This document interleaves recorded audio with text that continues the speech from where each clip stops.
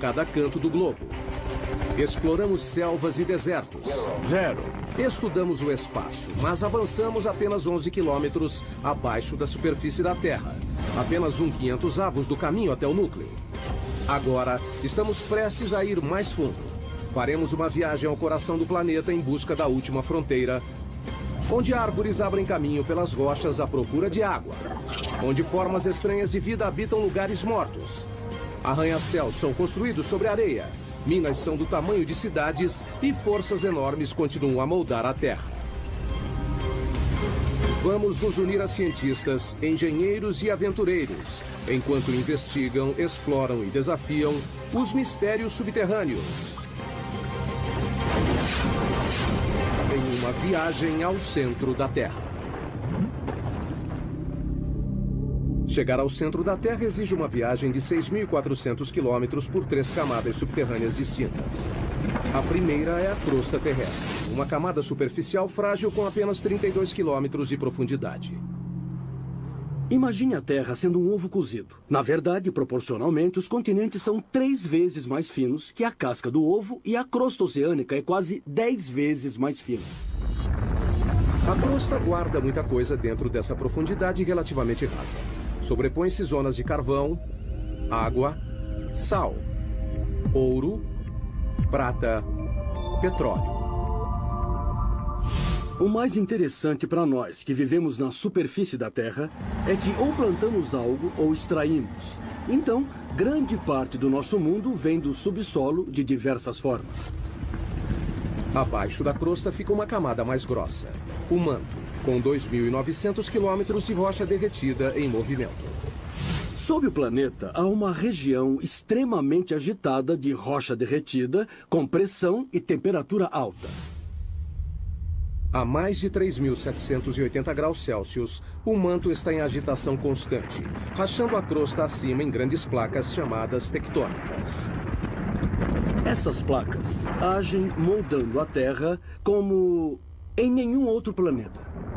As placas que se movem centímetros por ano podem se juntar ou se separar com resultados incríveis. Temos vulcões em erupção na superfície, terremotos, e ainda conseguimos sobreviver nesse equilíbrio delicado. Por incrível que pareça, vulcões são fonte de riqueza e fertilidade. São os vulcões que trazem nutrientes e materiais para a superfície da Terra. E é por isso que temos os solos férteis. É de onde vêm os recursos minerais e é como se formam. 2.900 quilômetros abaixo, no núcleo externo, o ferro derretido guarda a chave para a nossa sobrevivência. Um campo magnético para o planeta que nos protege da radiação solar. Precisamos do campo magnético terrestre por causa da força intensa do nosso Sol. Por fim, alcançamos o núcleo interno, o ambiente natural mais mortal da Terra. E quando chega ao centro da Terra, a pressão é 3.600.000 vezes maior que a da superfície. É o suficiente para pegar essa rocha de granito e diminuir seu volume pela metade. Nossa incrível viagem começa a poucos centímetros abaixo de nós. Se retirarmos a camada superior da Terra, encontraremos um mundo de insetos. Nenhum tão difundido quanto o da formiga. Esse ninho deve ser bem grande. Formigas construíram incontáveis ninhos sob a superfície de todos os continentes, exceto na Antártica. Dá pra ver formigas saindo por cima. Parece que algumas delas carregam larvas. Formigas existem há 120 milhões de anos. São anteriores a dinossauros como o tiranossauro. Dividiram a Terra com estegossauros e tricerátops. São 140 mil formigas para cada humano. Eu não conheço outro inseto social que seja tão difundido. É uma sociedade que se estende por trechos imensos do ambiente terrestre. Formigas são rápidas. A velocidade delas é equivalente a um humano correndo a 65 km por hora. E são fortes. Podem levantar até 20 vezes o próprio peso, como um homem adulto levantando um carro. Mas o que mais fazem é construir ninhos. Surpreendentemente, uma tarefa crucial para os humanos. Os ninhos ajudam o ar e a água a penetrar no solo, mantendo-o fresco e fértil.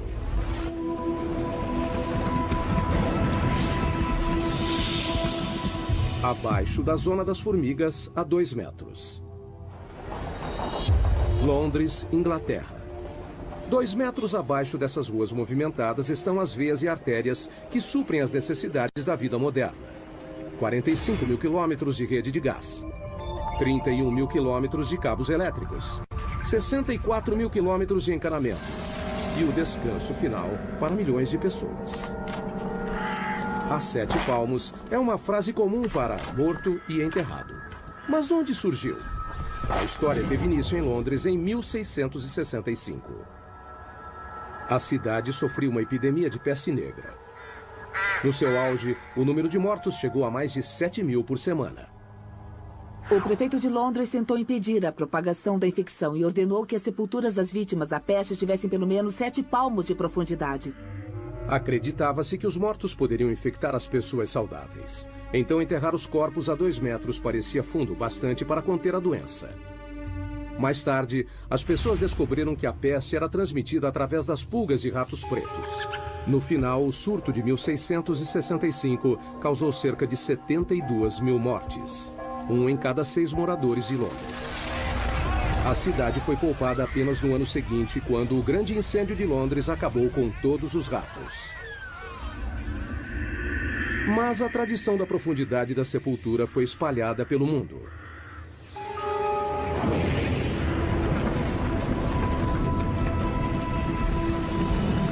Mais a fundo, outro pequeno passo em nossa viagem ao núcleo. 5 metros abaixo.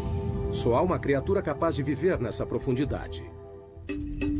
Esses túneis são o lar do cão da pradaria, o maior cavador do mundo. Um animal que tem um impacto surpreendente em nosso ecossistema. Os cães da pradaria adultos têm 30 centímetros e pesam cerca de 1,5 kg, mas no subterrâneo são literalmente escavadeiras. Eles empurram a terra com a mão ou chutam a terra com as patas. E a parte mais interessante é que usam a cabeça como uma britadeira. Uma toca pode ter 5 metros de profundidade e mais de 90 metros de comprimento. É maior que um campo de futebol. E também incrivelmente complexa. O projeto incorpora um sistema de condicionamento de ar sofisticado. 2 entradas de diferentes alturas criam um vácuo parcial que puxa o ar pela entrada mais baixa e empurra para fora pela mais alta. Então, a toca é um sistema bem complicado. Eu acho que não existe outro animal que tenha um sistema tão complicado. Essas pequenas criaturas têm uma importância inesperada para outros animais. Muitos outros animais dependem dos cães da pradaria para sobreviver. Por exemplo, essas tocas têm um impacto importante no modo como a água e os nutrientes circulam no ecossistema da pradaria. A grama com elas é mais nutritiva. O terreno se beneficia com a presença de cães da pradaria. A escavação traz ar para o solo e os dejetos ajudam a fertilizá-lo. No início de 1800 havia 400 milhões de cães da pradaria, mas os fazendeiros os viam como peste e atiravam-os e envenenavam. Hoje existem menos de 100 milhões. Péssima notícia para as áreas onde vivem.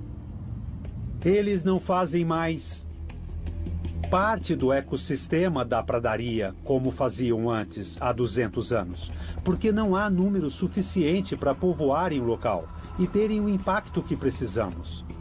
Então teremos mais corujas buraqueiras, os bisões irão se alimentar, as salamandras também. Por um lado, eles não estão ameaçados, mas o ecossistema da pradaria, como deveria ser e como era há 150 anos, esse está ameaçado.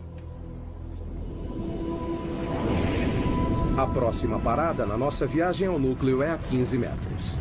Aqui, em muitos lugares do mundo, formas de vida superiores desaparecem. A Terra dá lugar a rochas. Começamos a encontrar carvão. O carvão se formou há cerca de 300 milhões de anos. Foi um processo único. O clima era mais quente e úmido do que hoje. Um grande pantanal dominava as regiões equatoriais da Terra. Com a queda de árvores e apodrecimento da vegetação no solo pantanoso, sedimentos sobrepostos foram comprimidos em rochas. Hoje, o carvão gera 1/3 da eletricidade do mundo. 7 bilhões de toneladas por ano são produzidas mundialmente. As maiores minas de carvão estão na China, Rússia e Estados Unidos. Só o estado da Pensilvânia produz 1% do fornecimento mundial. 1.500 pessoas viviam na cidade de Centralia, na Pensilvânia. Era uma pequena comunidade idílica. A gente andava de uma ponta a outra e conhecia todos na cidade. Era um jeito bom de viver. Hoje é uma cidade fantasma. Tudo por causa de um terrível acidente. Em 1962, uma queima de lixo foi iniciada propositalmente em um aterro ao lado do cemitério da cidade. Eles queriam limpar o aterro e colocaram fogo lá. Ele se espalhou por uma abertura que levava aos labirintos profundos das minas, velhas minas de carvão abandonadas que passam abaixo da Centralia. Alcançando uma profundidade de 15 metros, o fogo atingiu cerca de 180 hectares, o tamanho da Baixa Manhattan. E não parou por aí. O que alimenta o fogo é o carvão antrácito, rico em carbono e de combustão lenta. Muito bem, se olhar para a orientação da rocha, do leito de rocha, vai ver que se inclina neste sentido, indicando a tendência de um vale sinclinal. E na região do carvão antrácito, a maioria do carvão é encontrada nesse vale. Queimando a 650 graus Celsius, o ponto de fusão do alumínio, o fogo consumiu o solo e a rocha até não restar mais fundações.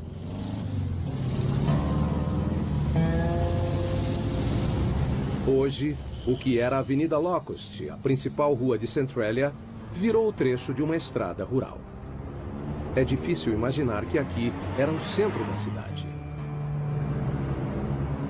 Temos aqui uma fotografia de como era a Centralia desse ponto, onde nós estamos agora. Era aqui que John Coddington tinha um posto de gasolina e, olhando ali na frente, aquela árvore morta é a mesma árvore dessa foto. E as ruas eram lotadas de casas, era, sabe, uma do lado da outra.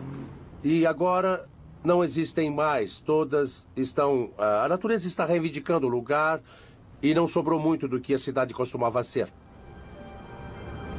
Essa casa, na Avenida Locust, do outro lado do posto de gasolina, pertencia a Bob Gadinsky. Em 1977 era uma única casa que minha esposa e eu adorávamos demais. Ficava em uma comunidade que era extremamente unida. Mas como pode ver hoje, não há nada além do mato que cresceu.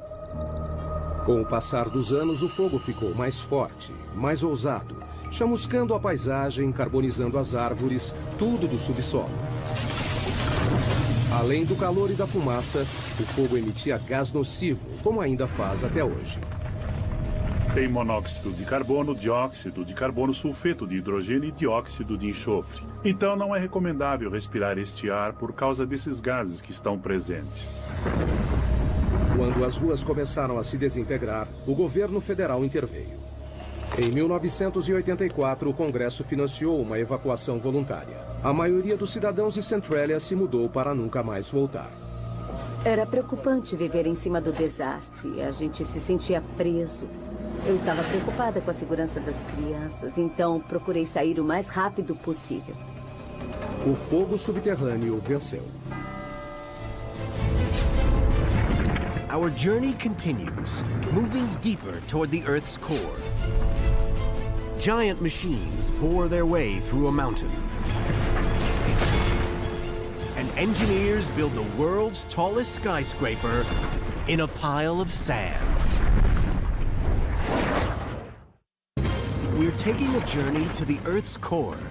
Along the way, we'll encounter amazing animals, breathtaking feats of human endeavor, incredible engineering, and awesome natural wonders. De 15 para 150 metros subterrâneos. Agora a Terra já deu lugar ao leito de rocha. Essa é a zona de construção. A camada onde a maioria dos grandes projetos de construção do mundo toma forma. Como os metrôs. Existem 52 sistemas ferroviários subterrâneos no mundo. O mais extenso fica em Xangai, na China, com 420 quilômetros de trilhos, 55 quilômetros a mais que o de Nova York. Mas o túnel de metrô mais profundo é o de São Petersburgo, na Rússia, a 104 metros, quase à altura da Estátua da Liberdade. Antigamente os túneis eram cavados assim, ou assim. Agora eles usam isso. A tuneladora, também conhecida como tatuzão. A tuneladora foi usada pela primeira vez em 1956 para cavar o túnel de esgoto do rio Humber, em Toronto. A máquina tem 120 metros de comprimento. A cabeça de corte tem 15 metros de diâmetro e gira 3 vezes por minuto para escavar a rocha. Um feixe de laser a mantém no caminho.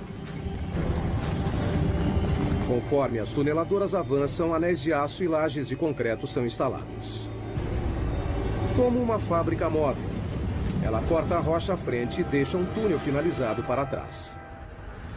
A tuneladora é o segredo por trás de alguns dos maiores túneis do mundo, como o túnel base de São Gotardo, que liga a Suíça e a Itália através da cordilheira mais alta da Europa, os Alpes. Em seu lugar mais profundo, o túnel está a 2,5 km abaixo dos picos da cordilheira. Com 58 quilômetros, é o túnel ferroviário mais comprido do mundo. A construção começou em 1996. Foram utilizadas 4 tuneladoras que perfuraram 2 túneis paralelos simultaneamente dos 2 lados, através de 24 milhões de toneladas de rocha. Demorou 14 anos, mas, em outubro de 2010, o projeto foi finalizado. Antes, os caminhões levavam 4 horas para chegar de Zurique, na Suíça, até Milão, na Itália. O túnel diminuiu o tempo de viagem em 90 minutos. Um leito de rocha pode ser um empecilho para os engenheiros, que precisam atravessá-lo para construir um túnel, mas esse mesmo leito é necessário para a base dos edifícios mais altos do mundo. Nova York, cidade dos arranha-céus mais antigos e famosos do mundo. Para manter esses prédios monstruosos em pé, engenheiros ancoraram as fundações no leito de rocha, montaram uma plataforma e construíram por cima. Na verdade, o horizonte de Manhattan espelha o leito de rocha abaixo. O método de ancoragem sustenta diversos arranha-céus, incluindo o prédio mais alto do mundo. O Burj Khalifa, em Dubai, tem 823 metros de altura, com uma fundação de 50 metros de profundidade. Mas um arranha-céu pode ser construído onde não há um leito de rocha? É um desafio que os engenheiros enfrentam na próxima parada de nossa viagem. 115 metros no subsolo, embaixo de um dos edifícios mais altos do mundo, o Petronas Towers, em Kuala Lumpur, Malásia. Incrivelmente, essas imensas torres de concreto e vidro não ficam no leito de rocha, mas sim na areia. Nunca construa casas da areia. Bom, provamos que casas podem ser feitas da areia com as técnicas de engenharia certas. A construção começou em 1996. Os 2 edifícios foram projetados com 88 andares, 460 metros de altura. Cada um pesaria em torno de 300 mil toneladas. No começo, a ideia era colocar as fundações em leito de rocha, mas análises revelaram que a rocha abaixo do local de construção se curvava acentuadamente para baixo, como um penhasco subterrâneo de quase 185 metros. Se continuassem, as torres ficariam metade sobre o topo do penhasco e metade fora. Um convite para o desastre. Se mantivéssemos a posição original, não haveria a torre desabaria. O local da construção estava em uma área confinada do centro. Não havia espaço para construir as 2 torres inteiramente no leito de rocha. Então, decidiram erguer toda a construção fora do leito de rocha. Mas isso significava fazer as fundações em uma camada de areia, através do solo macio. As fundações seriam mantidas no lugar pelo atrito, a mesma força que mantém um prego na madeira. Um prego é colocado no pedaço de madeira da mesma forma que os pilares em atrito estão colocados em toda essa zona de terra abaixo dessa torre. A equipe de construção teve trabalho. Foram colocados 104 pilares sob cada torre, com 3 metros de distância entre eles. Praticamente uma floresta de concreto e aço. Alguns pilares têm 115 metros de profundidade. Em 2011, são as fundações mais profundas de qualquer prédio do mundo. A engenharia subterrânea alcançou o impossível. 2 torres de 460 metros, construídas sobre areia. Os engenheiros usam a geologia há tempos para guiá-los em seu trabalho.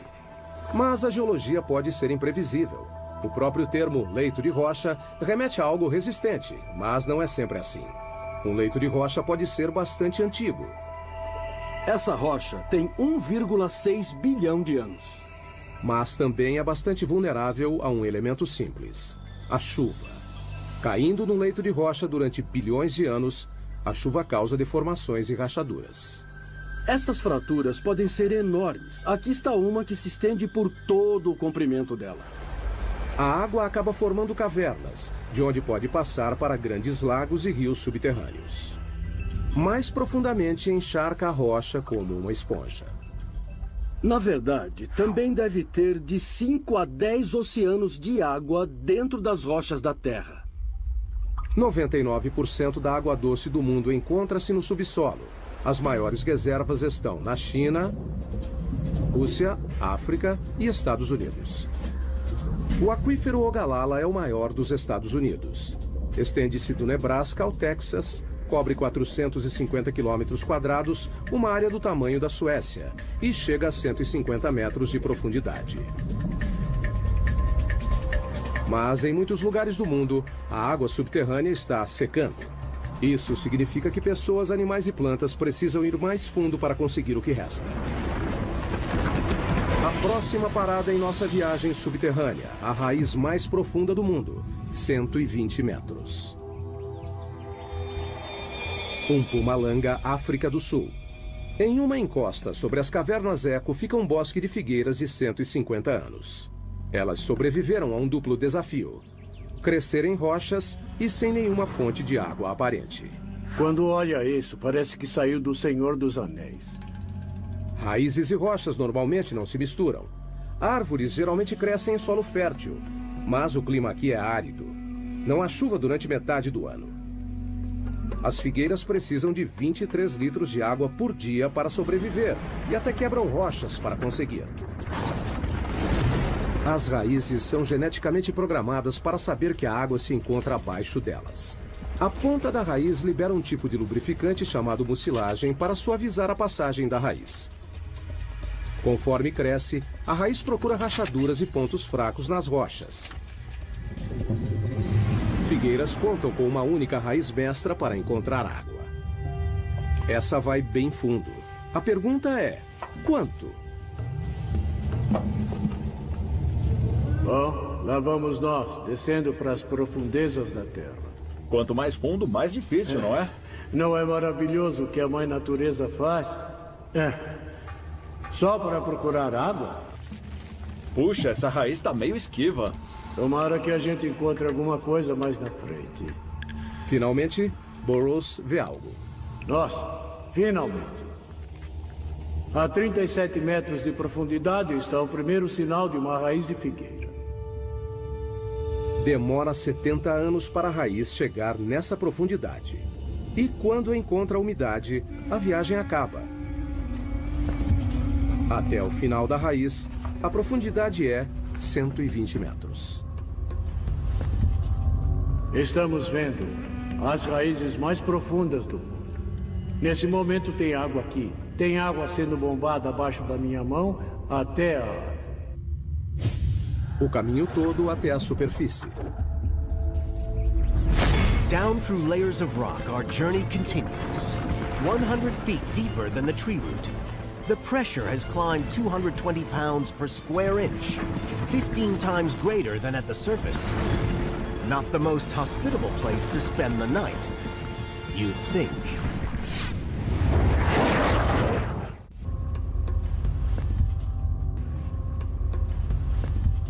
Depois dos mamíferos subterrâneos, túneis artificiais e da raiz mais profunda, entramos na área dos minerais. As rochas são feitas de minerais. A humanidade extrai as riquezas minerais da Terra há mais de 40 mil anos. Mas o que fazer com uma mina que atingiu o fim da vida útil? Algo bem inesperado. É o que a próxima parada dessa viagem revela. Sala, Suécia. 150 metros de profundidade. Desde 2006, uma antiga mina de prata é o local da suíte de hotel mais procurada do mundo. Apesar de decorada com prata e com uma sala de jantar exclusiva, O banheiro mais próximo fica na superfície. E a temperatura ambiente é de 4 graus. A mina de prata, que hoje abriga um quarto, foi fechada em 1908. Durante 400 anos, os mineiros cavaram 40 mil toneladas de rocha, principalmente com as mãos. No século XVI, essa era a mina mais importante da Suécia. Hoje, o legado dos mineiros é visto nos túneis e cavernas que se estendem na escuridão por 20 quilômetros. O grande interesse turístico pela mina deu a ideia da suíte de hotel. As pessoas vêm aqui só para ter uma ideia do passado. A prata existe há 4,6 bilhões, desde a origem do sistema solar.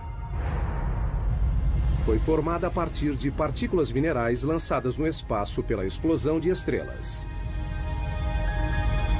capturadas no turbilhão de poeira dos planetas embrionários, fundidas em pepitas puras pelo calor e água do subsolo. Hoje, a prata é extraída na Austrália, China, Europa e nas Américas, somando 20 mil toneladas por ano. Em Sala, a água que ajudava a criar a prata da mina ainda está lá. Metade da mina é cheia de água. Enquanto a mina funcionava, bombas levavam a água para ser filtrada. Mas isso acabou. Essa mina inundada contém cerca de 5 milhões de litros, o suficiente para encher 25 mil banheiras.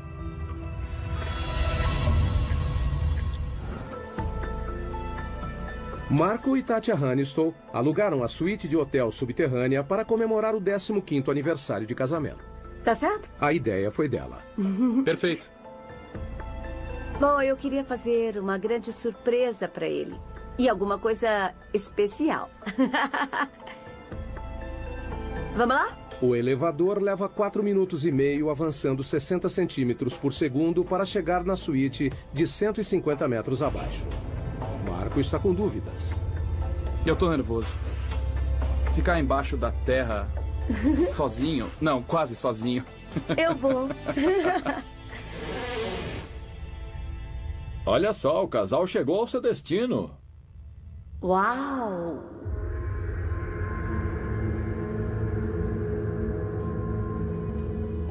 Ai, isso é maravilhoso.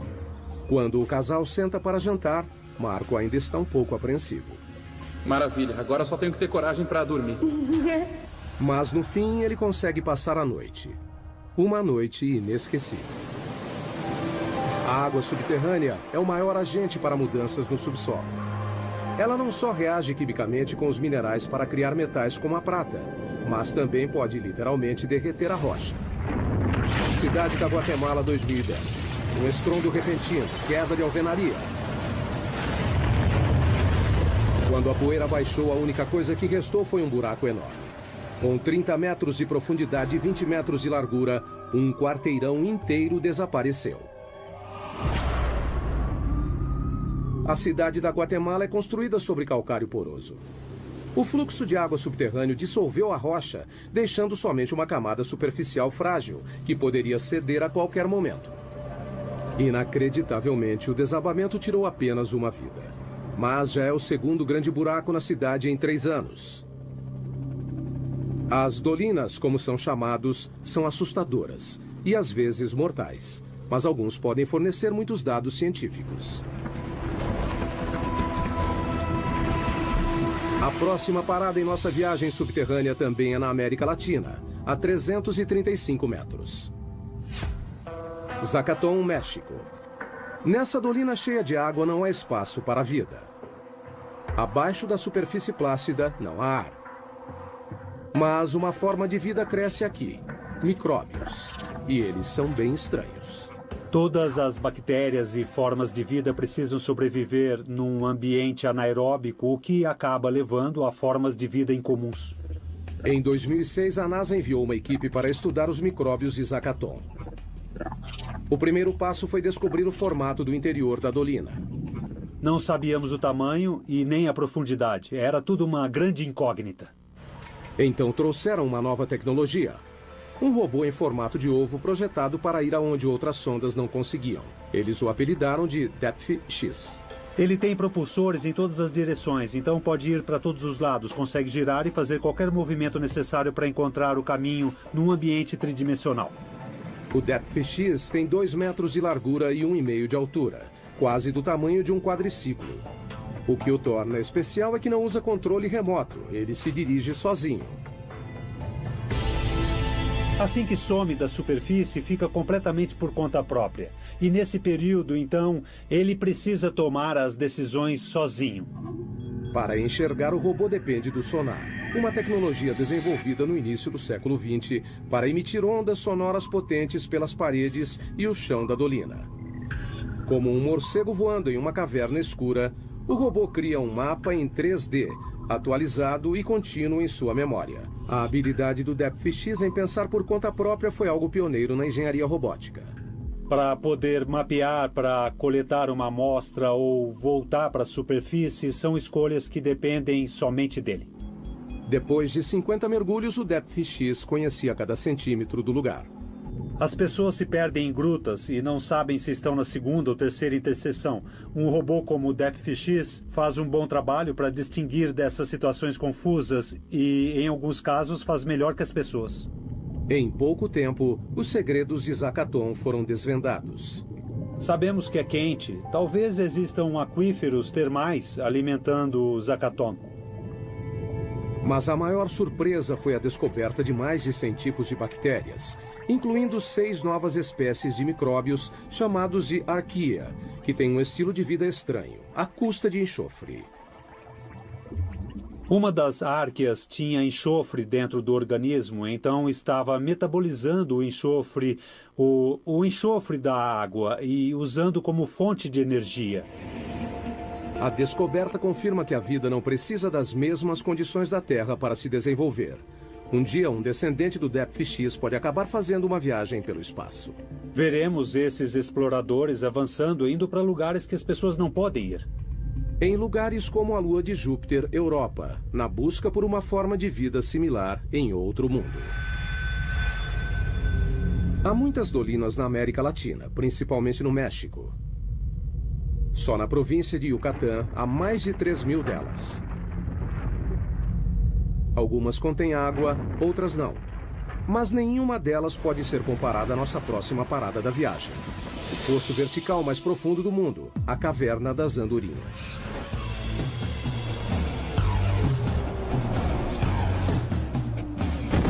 Para alguns paraquedistas, essa gruta representa um desafio único. Você vai para a beirada e olha para baixo. E quando você pula, sente a corrente de ar. –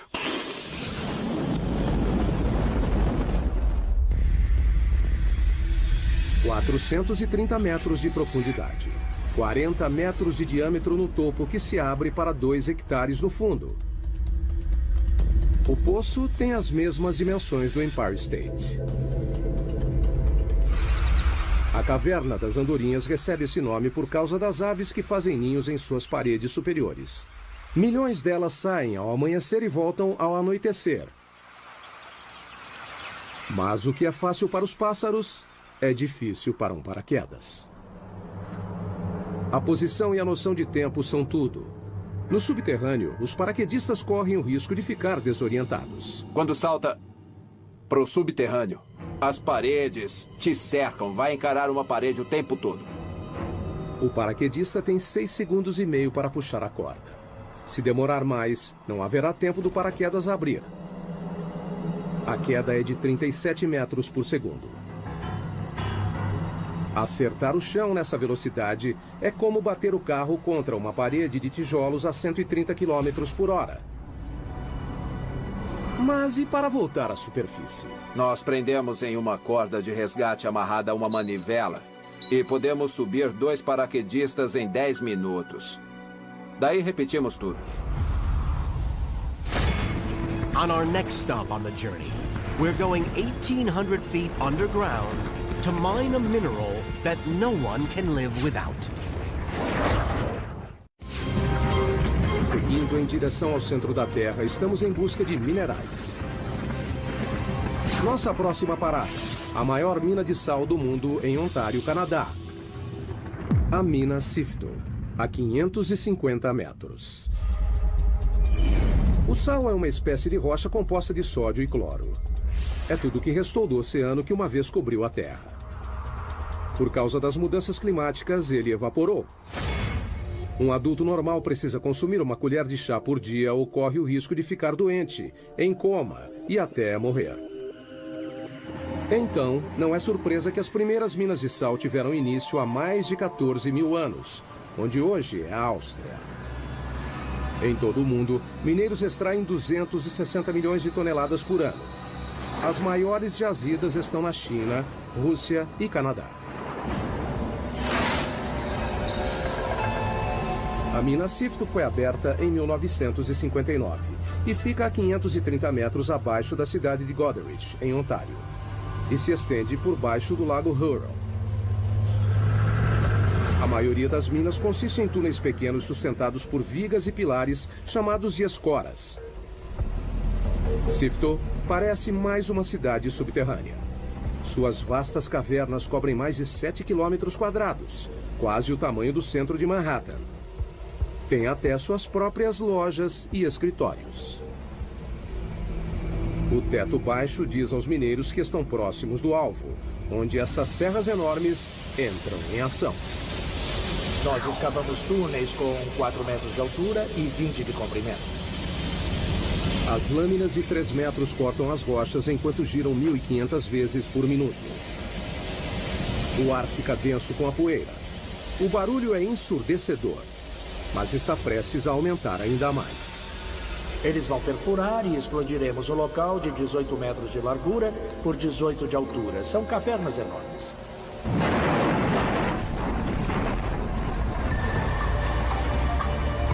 Caminhões gigantes levam as rochas cortadas de volta para a mina e colocam nas mandíbulas de um triturador faminto. Os caminhões descarregam 10 vezes por hora, o tempo todo, 7 dias por semana. Nos 4 minutos em que esse monstro é carregado, lascas de 250 quilos são reduzidas a pedras menores. Esteiras levam o sal para o silo regulador. É um tanque enorme que coloca o sal dentro dos baldes que sobem e descem e mandamos o sal para cima. Mas esse grande silo é uma vantagem enorme para nós. Com o silo regulador, todo o processo pode ser feito no subterrâneo. Estamos falando de uma taxa de 24 a 26 mil toneladas içadas por dia e temos capacidade para mais que isso. Todo dia, essa mina produz sal suficiente para metade da população mundial. E a Sifto acredita que pode manter a produção por mais 250 anos.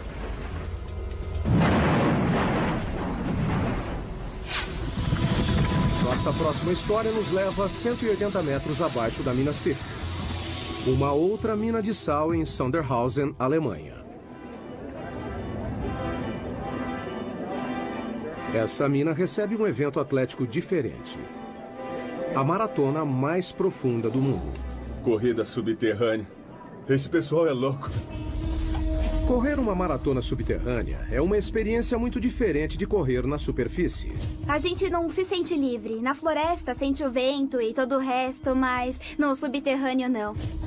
As condições são extremas. Veja a temperatura, por exemplo. A cada 18 metros abaixo da crosta, a temperatura aumenta meio grau. O motivo disso vem de 4,6 bilhões de anos, a origem da Terra. A mistura de gases e partículas em espiral que formaram o planeta incluía poeira cósmica radioativa.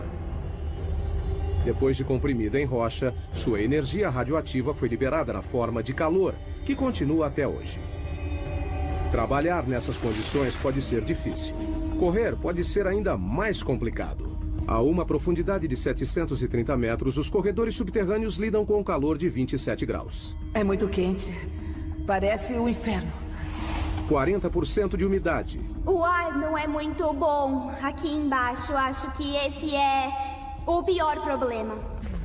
E um percurso difícil. A corrida é executada em um circuito desigual que sobe e desce 215 metros em cada volta. Quando leva um tombo aqui, pode se machucar muito feio. Em uma maratona normal, os pés ficam 0,2 de segundo no chão. Com a fadiga, ficam mais tempo no chão. Na mina, quanto maior o contato, maior o risco. Tá vendo isso aqui? É escorregadio. Precisamos de tênis com uma boa sola, como essa que é grande, mas eu acho que podia ser maior. Eu acho que travas seria muito bom. Ter cravos. Ou cravos. Embaixo. Inevitavelmente, o terreno traiçoeiro faz uma vítima. Quebrou? Não dá pra saber. Por que maratonistas correriam em condições tão perigosas é um mistério. Mas se perguntar para eles, dirão a mesma coisa. É emoção, é a corrida mais difícil do mundo. Eu acho que quem pode dizer que correu uma maratona 600 metros abaixo da terra? Depois de passar metade do dia no subterrâneo, os maratonistas estão livres para voltar à superfície. A temperatura quente, o ar seco e as duras condições foram temporários. Mas para 33 mineiros chilenos em 2010, sair não foi tão fácil. O teto do túnel desabou e os prendeu a 730 metros, a mesma profundidade da maratona. Os mineiros suportaram um calor de 27 graus, o ar denso com pó de rocha, escuridão e isolamento. Eles nem tinham certeza de que sairiam de lá. A entrada do resgate teve que ser aberta através de uma rocha vulcânica chamada basalto, famosa por deslizamentos repentinos. Temendo provocar um novo desabamento, equipes de todo o mundo usaram tecnologia moderna para cavar a entrada do resgate. Foi um processo lento. Depois de 69 dias, todos os 33 mineiros foram resgatados. Foi um dos maiores resgates de minas de todos os tempos. Heading down, half a mile, 3/4. We're now beyond the 1 mile mark. Buried under 6,800 feet of solid granite, this underground lab is hunting one of the smallest objects in the universe. Moving down, 1 mile under the Earth, we've seen world-beating feats of engineering, space-age robots, the minerals we need every day, and an underground marathon. Estamos nos aproximando do local mais profundo em que um humano já esteve. Esse é o laboratório científico mais profundo do mundo. É bem movimentado aqui. O Observatório de Neutrinos de Sudbury, ou SNOWLAB, está a 2 quilômetros abaixo do centro de Ontário. 2 experimentos estão em andamento. Um deles está na fase final de comissionamento. 3 experimentos grandes estão em construção. Os cientistas estão à procura de algo que só pode ser visto a 2 quilômetros abaixo da superfície. Partículas minúsculas de matéria cósmica, chamadas neutrinos. Tão pequenas que 200 cetilhões deles caberiam em um grão de areia. São 200 com 24 zeros. Não é uma surpresa que os neutrinos sejam fracos. Elas são partículas incrivelmente leves e, normalmente, passariam pela Terra completamente despercebidas. Cientistas descobriram os neutrinos em 1956. Estão em todo lugar do universo. Para detectar algo tão pequeno, precisa filtrar e excluir os raios gama, os raios X e a radiação ultravioleta que constantemente bombardeiam a Terra do espaço. Queremos provar que não é uma radiação convencional que de algum modo interfere e imita os sinais esperados. Então precisamos de muita proteção. Por isso o laboratório é tão profundo. Esses raios cósmicos tornariam a medição sensível do neutrino algo impossível. Os 2 quilômetros de rocha no laboratório Sudbury reduzem esses raios cósmicos a um fator de 10 milhões. Encontrar algo tão pequeno quanto o neutrino requer equipamentos grandes. Se você procura uma partícula, precisa aumentar suas chances de vê-la. Cobrindo uma área de 7.250 metros quadrados, tão grande quanto 6 piscinas olímpicas, as câmaras e túneis interligados do laboratório parecem mais uma estação espacial ou uma base lunar do que um laboratório subterrâneo. O laboratório levou 18 anos para ser construído e custou cerca de 70 milhões de dólares. Neutrinos deixam um pequeno traço de luz quando atravessam certas substâncias. Essa caverna já abrigou 60 mil toneladas de rocha. Agora, abriga uma esfera de 12 metros, que comporta 760 litros do líquido conhecido como água pesada, uma forma natural de H2O mais sensível aos neutrinos devido ao seu grande peso molecular. O neutrino causa uma reação que gera luz, que reage com os detectores de foto. Então, dá para descobrir sua energia, direção e por aí vai. Nessa profundidade é difícil transitar pelo laboratório. O elevador desce a 640 metros por minuto. Depois tem 1,5 km de caminhada. A temperatura ambiente é de 27 graus. É quente por causa da pressão nessa profundidade. Ao redor deles, a rocha está sendo espremida a mais de 544 atms, mais de 500 vezes a pressão atmosférica na superfície. Quando fizeram o laboratório, enfrentaram um desafio: criar um ambiente subterrâneo puro. Mantemos as fontes de poeira e contaminação no mínimo absoluto graças ao esforço constante na limpeza. Na entrada, eles passam por um processo rigoroso de descontaminação para remover poeira, que pode arruinar os experimentos delicados. Isso envolve tirar tudo que vestiu na mina, tomar um banho completo e colocar roupas limpas que nunca foi usada fora da mina. Além da poeira, as pessoas espalham detritos próprios continuamente. 600 mil partículas da pele por hora. Uma centena de fios de cabelo por dia. E qualquer uma das opções pode comprometer o trabalho no laboratório. Uma vez dentro, os cientistas enfrentam mais triagem e limpeza. Até o esgoto do laboratório é limpo. Tratamos todos os resíduos do nosso próprio lavatório e água suja que vem dos chuveiros e da lavanderia. Bactérias especiais reduzem os resíduos organicamente e sem exalar cheiro ruim. E gostamos de pensar que temos a descarga de banheiro mais profunda do mundo. Um conforto que os exploradores subterrâneos no próximo nível da nossa viagem ao centro da Terra com certeza iriam gostar. Dentro da mãe de todas as cavernas, a 2,5 km no subsolo. Esses exploradores poloneses esperam ir além do que qualquer outro explorador já foi. Eles treinam para uma descida na J2, que faz parte dos 2,5 km de profundidade do sistema de cavernas Chev, no México. O que nós procuramos é a caverna mais profunda do mundo. A erosão da água da chuva criou a J2. A descida envolve fissuras, desvios e câmaras alagadas. Passar por esse percurso subterrâneo não será fácil. Temos que continuamente treinar para conseguir isso. A descida de 2,5 km é tão profunda quanto a altura do Monte Santa Helena. Por isso, os exploradores precisam se equipar como montanhistas subterrâneos. Arnesses, cordas, grampos e capacetes. A caverna Kasprovia Nizhnia, na Polônia, tem condições similares à J2. Só não é tão profunda. O treinamento da descida começa. Conforme a equipe desce, a frequência cardíaca sobe para 140 batimentos por minuto. Os exploradores geralmente queimam 6.000 calorias por dia, quase o dobro do normal diário. A gente tem que trazer muito alimento para a caverna. Na expedição verdadeira, cada explorador carregará mais de 27 quilos de alimento para um acampamento até quase metade do caminho. Mesmo que seja cansativo carregar todo esse alimento para cá, porque estamos a pouco mais do que 1 quilômetro, é essencial, porque a gente precisa encher a barriga. Os exploradores adoram entrar no subterrâneo. Quanto menor e mais apertado, melhor. Para mim é como um parquinho. É brincar com os amigos. Mas a verdadeira J2 não é um jardim de infância. Ela contém passagens tão apertadas que até os exploradores mais experientes achariam assustadoras. Eu sou pequena, então não costumo me sair mal em lugares apertados, mas não entro em lugares muito apertados. Eu acho que odiaria isso.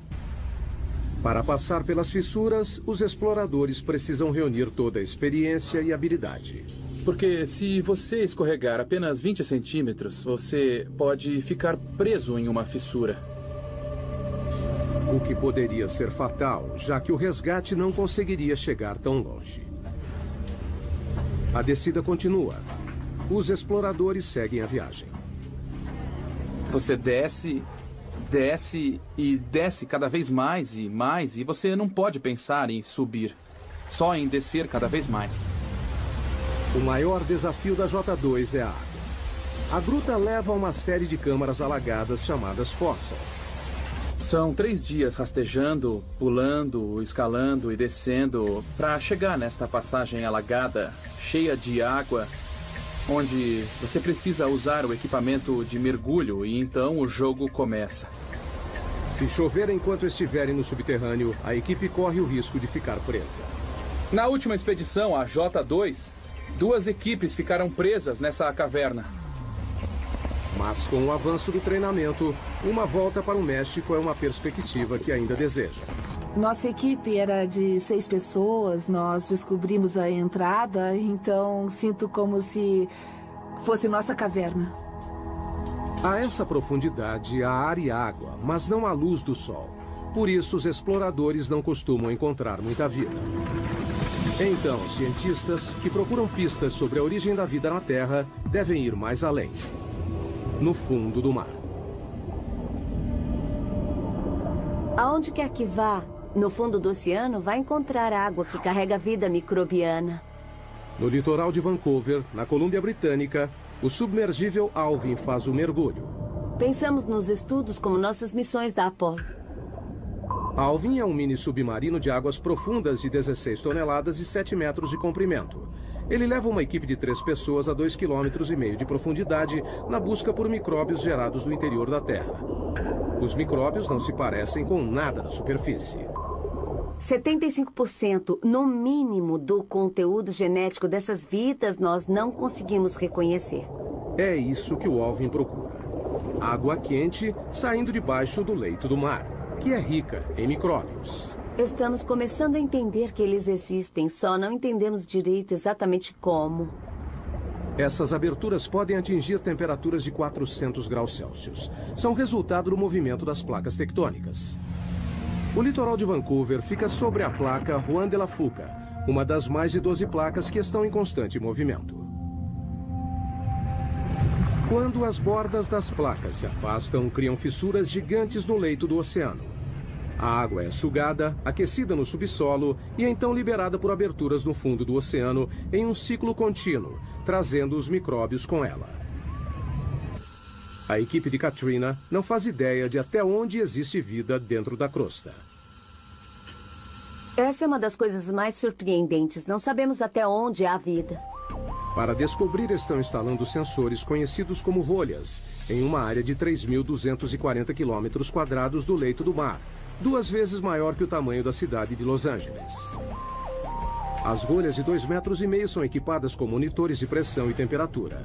Foram colocadas em posição 460 metros abaixo do leito do mar, num total de 3.200 metros da superfície.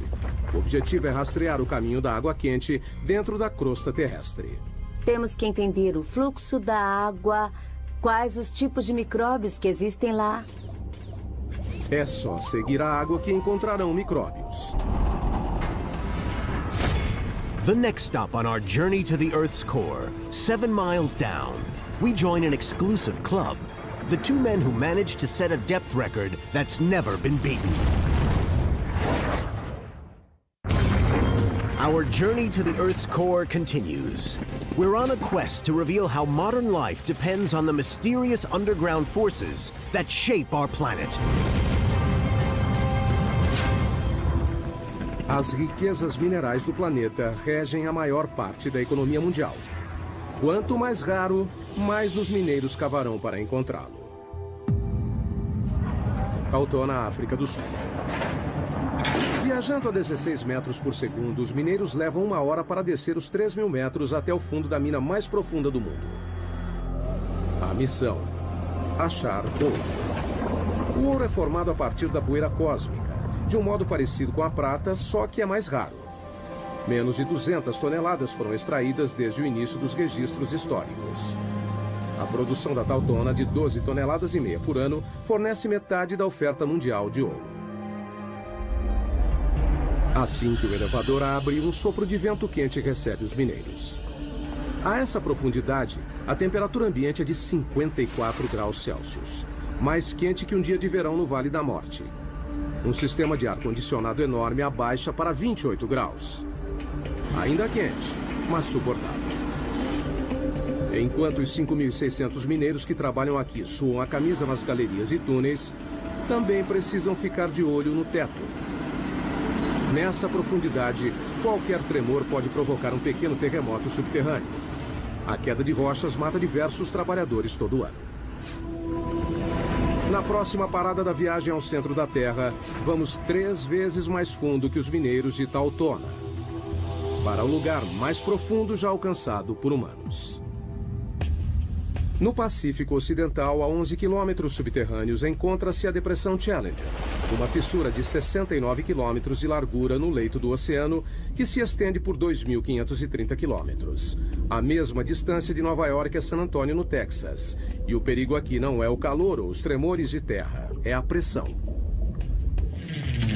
Em 23 de janeiro de 1960, o oceanógrafo suíço Jean Piccard e o comandante da Marinha americana Don Walsh partiram em uma embarcação subaquática única para se tornarem os primeiros e até agora únicos humanos a verem o verdadeiro fundo do mar. Don Walsh revive a viagem histórica. Foi o único submersível que foi até a Depressão Challenger e por quase 50 anos ninguém mais voltou lá. E por uma boa razão. A pressão a 11 quilômetros de profundidade é esmagadora. 1.080 ATMs. Imagine o peso de 48 Boeing 747 em cima de um dedo. Para suportar esse peso incrível, Piccard projetou um submergível chamado Trieste. Com 15 metros de comprimento, 4 metros de diâmetro, ele pesava 51 toneladas, quase o tamanho de um caminhão de lixo médio carregado. Para a proteção, a equipe ficou em uma esfera de aço de 2 metros de diâmetro, de 16 toneladas. Não tinha espaço para as pernas. A gente tinha meio metro cúbico para 2 pessoas. É quase o tamanho de uma geladeira doméstica.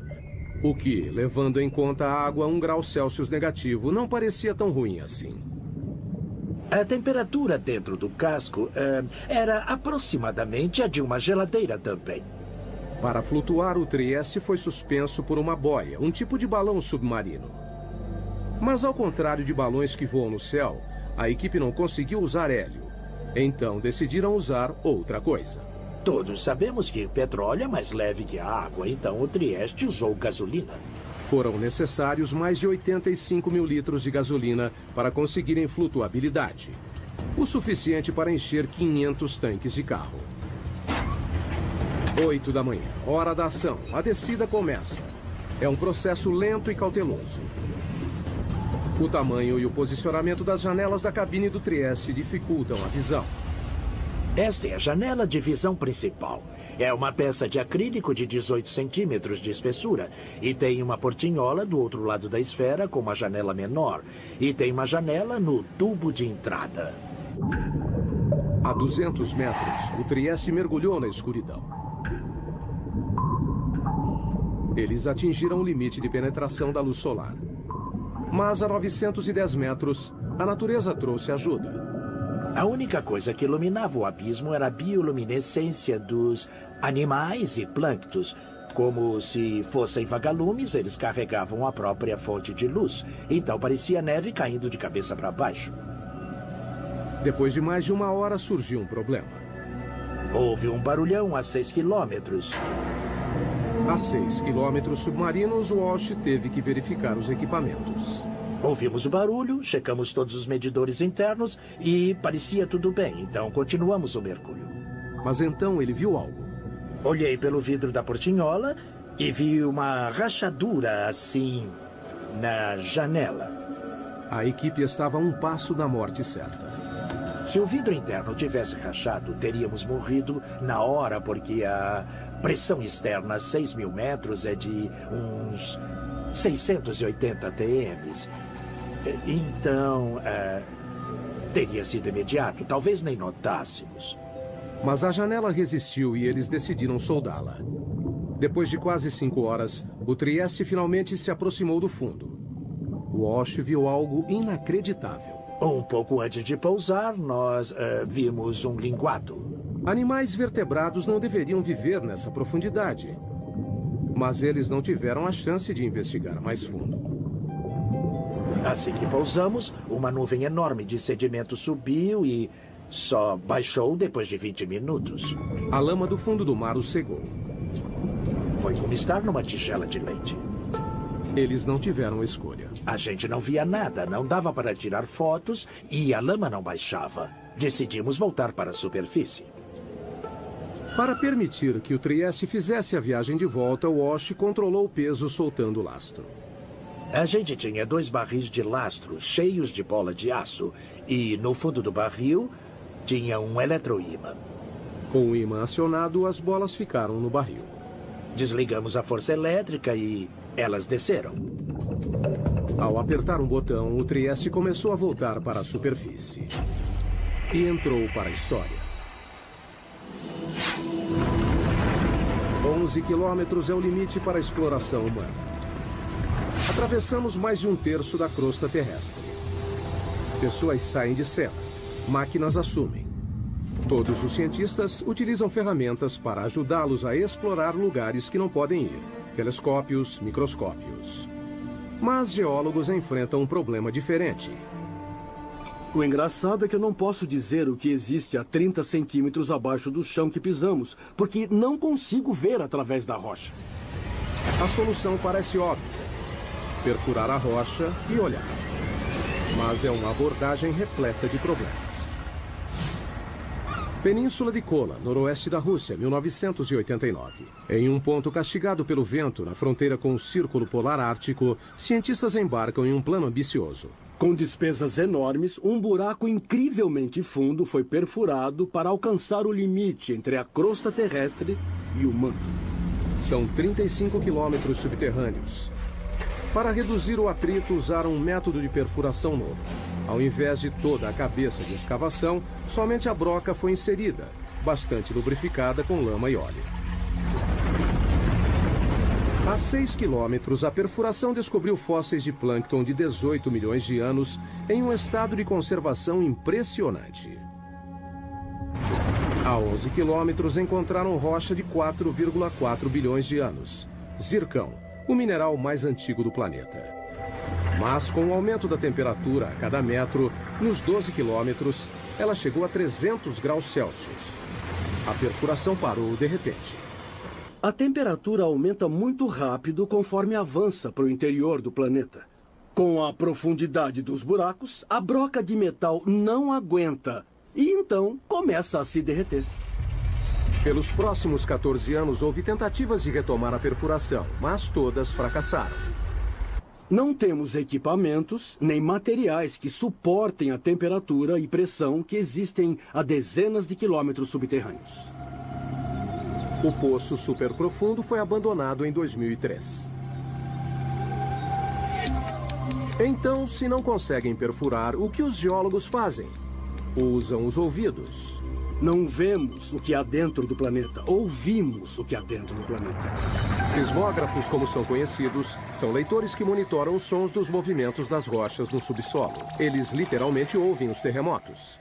Há terremotos de magnitude 6 ou maior a cada 3 dias em média. E isso faz o mundo se modelar.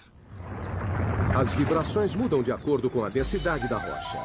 Dados que geólogos podem ler. Conseguimos fazer imagens tridimensionais do que forma o planeta inteiro, monitorando milhares de terremotos com milhares de sismógrafos durante muitos anos. But seismometers have limits too.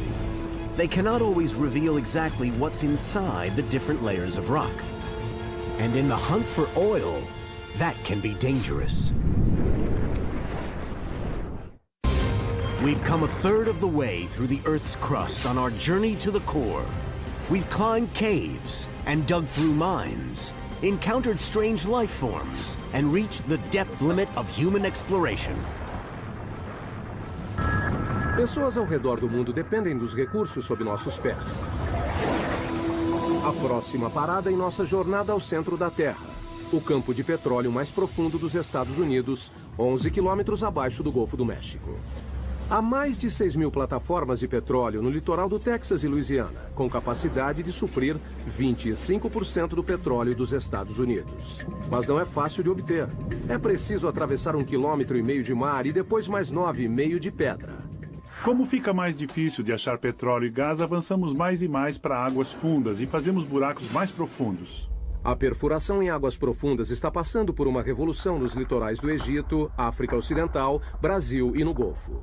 É maravilhoso termos a tecnologia para avançar tão profundamente. Mas a tecnologia tem suas limitações. Na primavera de 2010, uma plataforma chamada Deepwater Horizon perfurava um poço relativamente raso a 7 quilômetros no campo de Macondo, cerca de 80 quilômetros da costa da Louisiana. 20 de abril, 22 horas. A plataforma foi abalada por uma explosão. A bola de fogo foi vista a 56 quilômetros de distância. 11 funcionários morreram, 17 ficaram feridos. 1,5 km abaixo, no leito do oceano, a ruptura do poço liberou até 60 barris de petróleo por dia. Um barril tem 180 litros. Foi como jogar 450 caminhões-tanque no mar. O vazamento totalizou quase 5 milhões de barris. Foi o pior desastre de petróleo nos Estados Unidos. Então, o que deu errado? A Deepwater Horizon já tinha perfurado 11 quilômetros no fundo do campo de petróleo do Golfo no outono anterior, em um local diferente. Em comparação, perfurar em Macondo seria fácil. Mas as aparências podem enganar. O Golfo é um dos lugares mais difíceis de perfurar. O relevo costeiro cai em mais de 1,5 km de cumes íngremes e vales, com desfiladeiros e vulcões ativos de até 150 metros. A geologia é bem complicada. O petróleo sob o leito irregular do fundo do mar está abaixo de uma camada de rocha de 35 milhões de anos, com 245 metros de espessura, preso sob uma pressão enorme, mais de 1.100 vezes a da superfície. E tem também o peso das rochas, sobrepostas, pressionando, que faz a pressão do fundo do poço aumentar incrivelmente. Além da pressão, os perfuradores de petróleo podem encontrar perigosos bolsões de gás metano congelado, conhecido como hidrato. Se acidentalmente perfurar isso, pode ser um problema. Aquecido pelo atrito da broca, o metano explode o poço, liberando uma quantidade enorme de petróleo. Muitos pesquisadores associam a tragédia do Deepwater Horizon a um bolsão de metano congelado. A tecnologia de escaneamento convencional nem sempre pode detectá-los, e isso é um desafio para a exploração do petróleo. E ninguém sabe a quantidade existente porque é muito difícil conseguir uma imagem sísmica. Agora, os exploradores estão usando uma nova geração de sensores de fundo do mar para ajudá-los a detectar o gás congelado antes de se tornar uma ameaça. Literalmente, nós o descemos pela lateral do navio e ele afunda até o leito do oceano, usando uma âncora de concreto pesada, e fica lá por vários dias ou até vários meses. Ao contrário do sismógrafo padrão, esse sensor não mede as ondas sonoras geradas pelo movimento tectônico da Terra. Ao invés disso, detecta eletricidade. Medimos as propriedades eletromagnéticas do leito do mar, a condutividade elétrica. A eletricidade vem do campo magnético da Terra.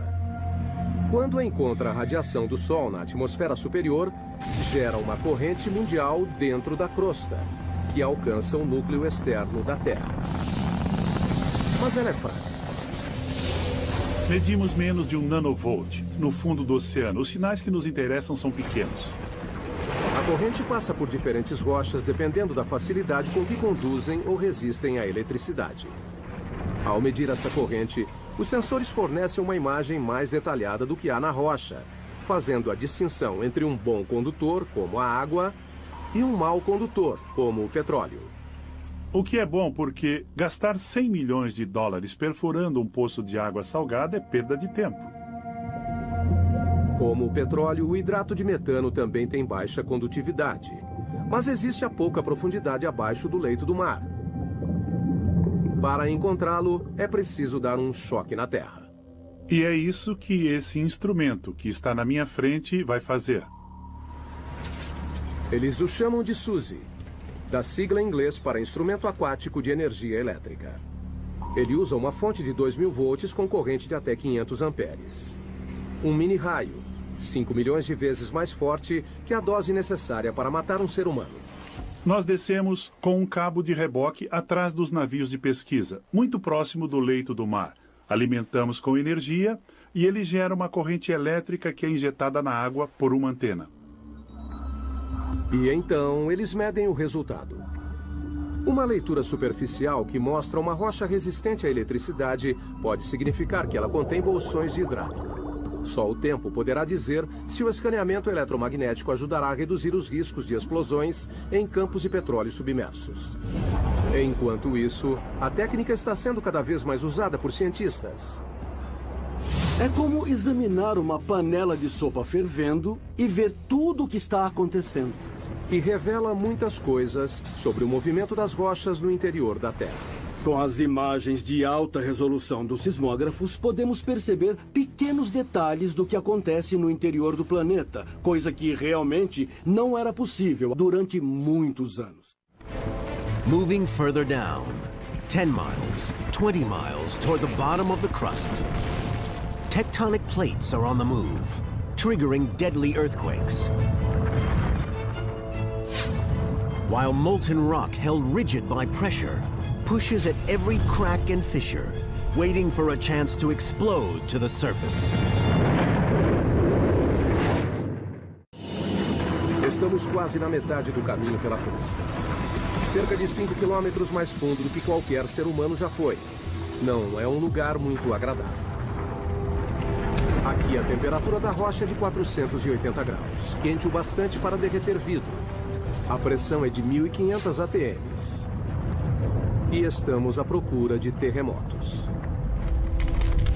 Em todo o mundo, as placas tectônicas se chocam e se curvam contínua e lentamente. Uma média de 2,5 centímetros por ano, quase a velocidade do crescimento das unhas. Mas na superfície, esse movimento pode ter um impacto devastador. Janeiro de 2010, Porto Príncipe, Haiti. Um terremoto de magnitude 7 balançou a cidade. O choque principal durou apenas 10 segundos, mas os tremores continuaram por 2 semanas. Nessa parte. Aqui, ó. No final, 230 mil mortos. Quase 300 mil edifícios destruídos. E 2 milhões de desabrigados. Foi o 4º pior terremoto da história. Terremotos têm o potencial para ser o tipo de desastre natural que é o mais catastrófico. No Haiti, a linha de falha que causou essa devastação tinha apenas 64 quilômetros de comprimento e se moveu 2 metros. Ainda assim, os tremores desencadearam forças inimagináveis. Existe muita energia armazenada na Terra quando a onda vem até a superfície. O choque ondulou no solo como um cobertor, em ondas de até 4 metros de altura. Quando atingiu a superfície, a onda se concentrou, refletiu e então voltou. Portanto, a intensidade da onda nesse local deve ter sido o dobro. Esse é o Centro de Pesquisa em Terremotos da Universidade da Califórnia, em Berkeley. Aqui, cientistas trabalham destruindo coisas. Esses são alguns modelos de teste de colunas de canto e pode ver que estão bastante danificadas. Essas pilhas de entulho são restos de testes de laboratório. O fruto do trabalho científico para criar o edifício perfeito à prova de terremotos. Cientistas descobriram que se um terremoto acontece uma vez, ele se repetirá no mesmo local. Não é uma questão de ser, mas de quando. Simulação. Na Califórnia, infelizmente, temos terremotos com bastante frequência e por isso nós queremos estar preparados para o próximo. As opções são se mudar ou se proteger. Simulação. Nós temos que nos preparar para os terremotos com projetos melhores. Durante um terremoto, o movimento mais perigoso não é para cima e para baixo, mas de um lado para o outro. Aqui, ó. nessa parte. Este engenheiro trabalha em um projeto para deixar as paredes mais resistentes aos movimentos laterais mortais que derrubam edifícios. Criamos um tipo de conexão aqui, então ela faz a transferência da carga lateral. Esses painéis são ligados por chapas de aço que recebem a tensão. As placas podem quebrar sem que a parede desabe. Os painéis são uma mistura de concreto e fibras de aço para os tornarem mais flexíveis e menos quebradiços. Foram projetados para serem danificados. A equipe de Berkeley usa uma variedade de equipamentos para submeter novos projetos a lentos processos de destruição. Este enorme bloco de concreto tem 8 metros de comprimento e 7,5 de altura. Pesa 300 toneladas. Há muita energia latente presa em toda essa estrutura. Quando esses 4 cilindros hidráulicos empurram o bloco, eles transferem a energia para as estruturas em teste. Nesse caso, as estruturas são as colunas e vigas semelhantes à de um arranha-céu. Ninguém sabe qual será o resultado. É a primeira vez que testamos algo desse tipo. O objetivo é levar tudo ao limite. O edifício é empurrado em uma direção e as vigas são giradas contra as colunas. O aço curvou, mas a estrutura sobreviveu. Um começo promissor para esse projeto. Mas a única maneira de ter certeza que a estrutura se manterá durante um terremoto é fazer um acontecer. Essa é uma mesa vibratória. A mesa vibratória nos dá a possibilidade de provocarmos um terremoto. Como o nome sugere, as mesas vibratórias atingem réplicas de prédios com tremores em escala real. Assim, nós podemos simular 6 tipos de movimento. A mesa pode balançar para frente e para trás, inclinar, ir para cima e para baixo, para os lados, para representar o que aconteceria em um terremoto. O objetivo não é analisar por que os prédios caem, mas por que continuam em pé. Uma das coisas que queremos ser capazes de fazer é prever quando uma estrutura desabará completamente ou desabará parcialmente. Os terremotos já mataram milhões. Mas o movimento tectônico que os causam também faz parte do ciclo mundial, que é crucial para a saúde do planeta Terra. A vida humana não teria se desenvolvido sem as placas tectônicas. As placas tectônicas criam terras, e sem elas, a superfície seria um imenso oceano. Nem existiriam animais terrestres. O ciclo da criação de terras praticamente deixa o planeta de cabeça para baixo. Isto é um amonoide, um fóssil do que viveu no fundo do leito do oceano. O que é notável nesta pedra é que apareceu na base do Monte Everest. E as forças envolvidas devem ter sido enormes e incríveis para trazer este pequeno amonoide do fundo do mar até um local bem alto do planeta.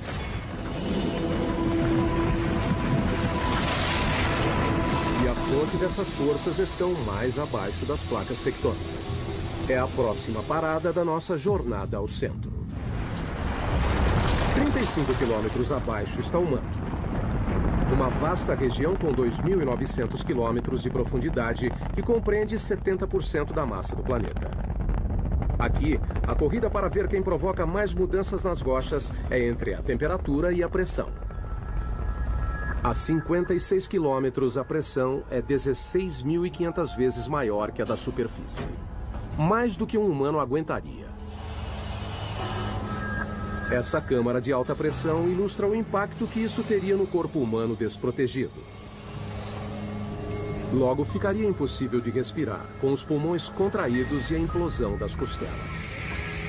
Com mais 3 quilômetros a 59 de profundidade, a pressão reduziria nossos ossos a pó. Mas a temperatura também sobe, graças à liberação de energia radioativa do manto. O calor de 980 graus é capaz de amaciar as rochas. Elas começam a se transformar em magma. Magma é o que acontece quando a rocha atinge a temperatura de fusão e vai do estado sólido para o líquido. Ela pode atravessar grandes distâncias de terreno quando é expelida para a superfície da Terra. Enquanto percorre a superfície, o magma se mistura com uma série de substâncias que o tornam ainda mais volátil. Magma é a combinação fascinante de rocha derretida e gases dissolvidos, como água e dióxido de carbono. Logo abaixo da superfície, o magma se acumula em lacunas e vácuos nas rochas, que os cientistas chamam de câmaras. A câmara mais profunda detectada até hoje fica 33 quilômetros abaixo de Oahu, Havaí. A maioria tem menos de 10 quilômetros. As câmaras lentamente se enchem de magma. Com o aumento da pressão no subterrâneo, o magma é forçado em direção à superfície. Uma hora o ponto de ruptura é atingido. O resultado, erupção vulcânica. Uma das imagens mais poderosas do interior da Terra é dos poucos lugares onde o interior vem para a superfície, como no vulcão. 500 milhões de pessoas no mundo vivem bem perto de um vulcão. Uma única erupção pode ser catastrófica. Vulcões podem subir bem depressa e, em alguns casos, levaram dezenas de milhões de anos para serem criados. Acontecem sem aviso, chegam a 530 graus e é quase impossível de serem parados. Abril de 2010. O vulcão Eiffel entra em erupção na Islândia. Liberou 99 milhões de metros cúbicos de cinzas, o bastante para encher 40 mil piscinas olímpicas. Uma nuvem de cinzas de 9 quilômetros foi para o ar. Espalhou-se por mais de 1.800.000 quilômetros quadrados. Maior que a área do Alasca. A erupção provocou uma paralisação de 6 dias dos aviões em todo o hemisfério norte e segurou mais de 1 milhão de passageiros por dia. Os serviços voltaram ao normal depois de um mês. We're moving deeper, 1,800 miles down through the mantle toward the boundary with the core. Conditions here would vaporize a human being instantly. Yet here lies the protector of all life on Earth, a mysterious magnetic field. And beyond that, the goal of our journey, the center of the Earth. Estamos chegando ao núcleo externo em nossa jornada ao centro da Terra. Uma zona de 2.100 quilômetros de ferro derretido, imprensada entre o manto e o núcleo interno sólido. Para chegar aqui, passamos por água e rocha. Combatemos temperatura e pressão. E revelamos os segredos subterrâneos que moldam nossas vidas. Mas um mistério permanece. O que faz a Terra ser magnética?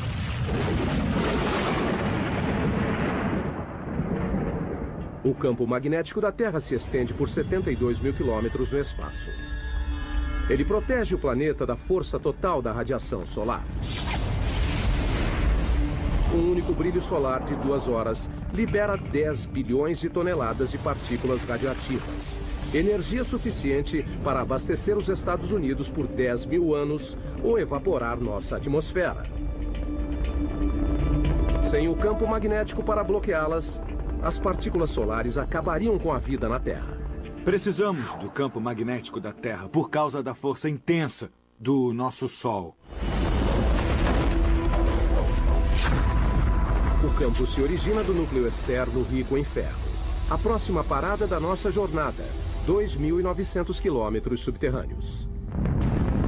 A temperatura aqui é de 4.420 graus. Quente o suficiente para vencer a rigidez e derreter o ferro. Quando o ferro se desloca, de alguma maneira, gera eletricidade. Cientistas a chamam de efeito dínamo. O efeito dínamo se refere à produção de campos magnéticos por movimento. Mas como a movimentação de ferro fundido abaixo da superfície gera um campo magnético, é um dos grandes mistérios da Terra. Não sabemos realmente como essa turbulência na movimentação de metal líquido dá origem ao dínamo. São apenas movimentos aleatórios. Essa esfera gigante pode fornecer respostas. É um modelo mecânico da Terra. Parte de um experimento da Universidade de Maryland que tenta descobrir por que a Terra é magnética. A esfera tem 9 metros de diâmetro, pesa 23 toneladas e tem rotação de até 130 quilômetros por hora. Nós tentamos conseguir a velocidade verdadeira e, assim, tentar imitar as condições de um planeta.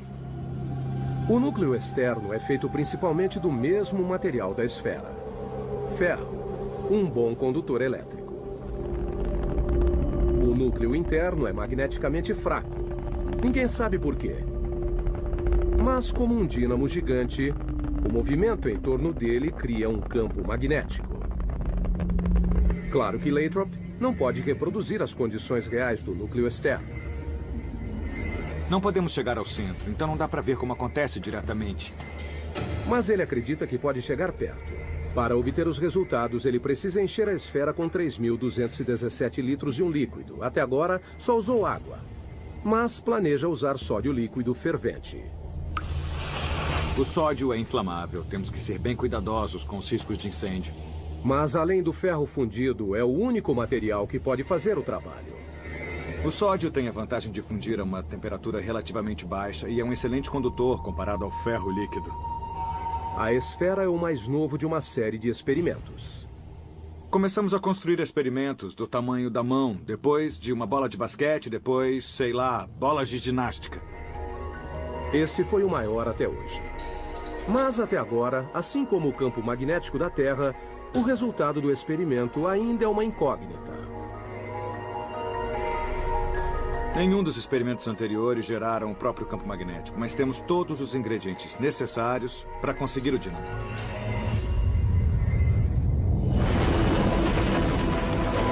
Quase 6.500 quilômetros subterrâneos, chegamos ao final da nossa jornada, o núcleo da Terra. Uma massa de ferro com 2.400 quilômetros de diâmetro, com uma área de superfície um pouco maior que a América do Sul. A temperatura aqui é igual à da superfície do Sol. Mas o peso de todo o planeta apoiado nele mantém o ferro rígido. A pressão é muito intensa. É mais que 3,5 milhões de vezes maior que na superfície. A mesma convicção que ajuda a gerar magnetismo também empurra o calor para a superfície no processo de resfriamento do núcleo. Quando a temperatura